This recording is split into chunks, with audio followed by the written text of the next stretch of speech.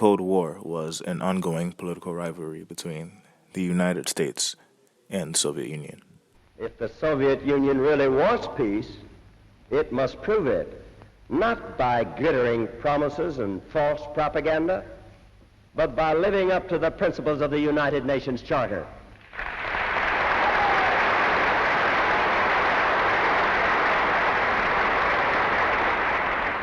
If the Soviet Union really wants peace, it can prove it, and could have proved it on any day since last June 25th by joining the rest of the United Nations in calling upon the North Koreans to lay down their arms at once.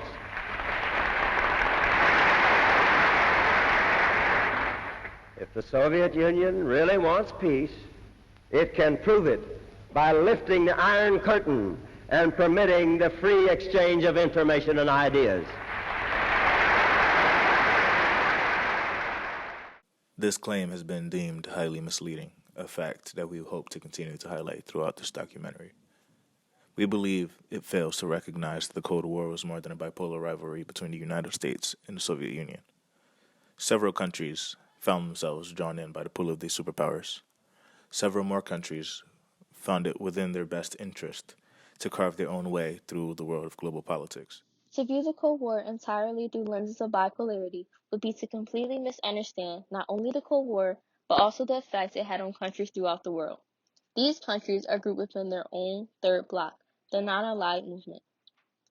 This documentary analyzes the historical significance of the non-aligned movement, the Cold War, its development, and superpower relations. Where did the non-aligned movement come from, you might ask? To answer that question, I suggest we start with the Bandung Conference. Also called the Asian African Conference of 1955, the Bandung Conference took place in Bandung, Indonesia, and it was planned by 5 independent Asian countries.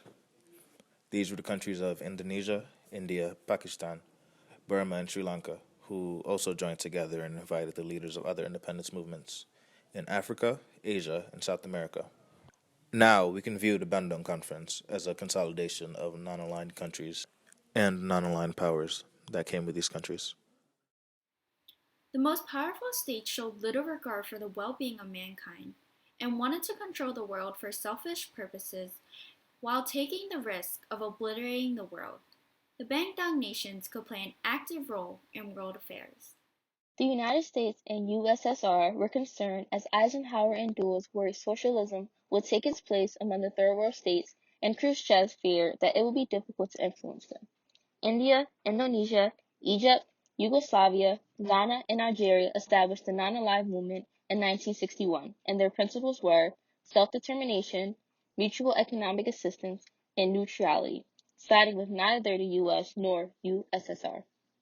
To show their unity, all heads of state sent identical letters to Khrushchev and Kennedy containing positions against the threat of war and appealing for a peaceful conclusion to the Berlin crisis. We have friendly relations with both the blocs, and yet maintain our freedom. This is a policy best suited for our country, and also the only one by which we can serve the cause of world peace. The Belgrade Summit served as the first official summit of the global non-aligned movement.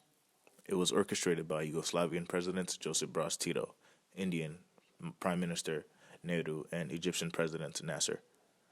It took place in 1961 and was frequently referred to as the Third World's Yalta, harkening back to a meeting of the world superpowers in Yalta 16 years prior. This summit will lay the groundwork for what blossomed into the global non-aligned movement. By 1964, there were over 50 members of the global non-aligned movement. With the combination of new countries created by decolonization, countries united by the common legacy of poverty, and countries with no desire to be involved in the Cold War, the emergence of the Third World as a political force prevailed. Both the U.S. and USSR overestimated the impact of their economic aids toward third world nations. Take Khrushchev, for example, and his friendships with Nasser. So you see, the funny thing about these superpowers is that they are so desperate to have something simply because the other does not have it. Look at my country, Egypt, for example. The US and the USSR did not necessarily care about the Egyptian people. The US only wanted me so the Soviets couldn't have me, and the Soviets only wanted me so the US couldn't have me. In the end, I ended up using this to my advantage and bettering Egypt for the Egyptian people. There was a time when I wanted guns and weapons for my military, but the US would only give me light weapons. Who are you to tell me what kind of weapons my military can have? So, like anybody else would, I went to the Soviets and told them that I wanted weapons, and guess what they did? They gave me my weapons. In the end, I didn't really care who I aligned with. The only thing that mattered here was who would give me what Egypt wanted. I could be with the Soviets now and the Americans later. All that matters is me being Egyptian and solely for the Egyptians at the end of the day. Thank you, Nasir, for your input. Now on to a civilian's perspective.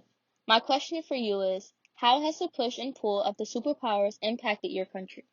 How they impacted my country? Well, I woke up one day and I heard that the Soviets had demanded that all the troops be pulled from Berlin. Originally, I was all for it because I thought it would have allowed us Germans to regain control of our city, but in all honesty, this was just another attempt at consolidating power for the Soviets. Were they going to remove their troops? Did they try to make sure families were not separated when they divided my city up? Did they understand their German people? No. This was just another attempt to take advantage of our resources. They just wanted to install their own puppet governments to bleed us dry. This was going to be just another colony for these people. Why do you think so many of us wanted to go to West Germany? The Soviets didn't care about us as people. The United States didn't either, but at least they could pretend to. They provided vital supplies to my family in the West. The colonial world was the man-eating world where the colonizer and colonized would have no middle ground, so the colonized joined together to keep out the colonizers. They eventually had to become aligned.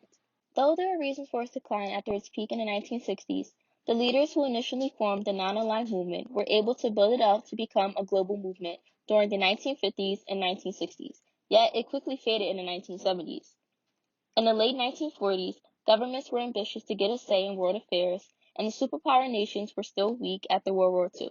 So, it was an ideal time for new people to swoop in and gain their own power. By not aligning with any specific power, it was easy to gain resources from all of them. Outlines were made for the non-aligned movement that prohibited them from joining with a specific nation so they could continue to peacefully coexist. By the 1970s, they had gained more power and began to target the United States, but they could not withstand the blowback. Due to the fact that they had not aligned with a specific nation and were a group of developing states, there was no specific leadership, and they started their decline. It did not take long for them to fall into the background, and even though they managed to scrape by, they could not last. The global non-aligned movement still exists today. 61 years after its founding, an organization that was initially composed of a small handful of countries is now made up of 120 member states. In a world as connected as the one we live in is today, it is almost impossible to remain unaligned with any particular sphere of influence. One may find it easy to remain on good terms with both blocs and may also find it best to remain non-aligned in order to protect the country's best interests. Ideological non-alignment often presents itself and results in alignment in other aspects.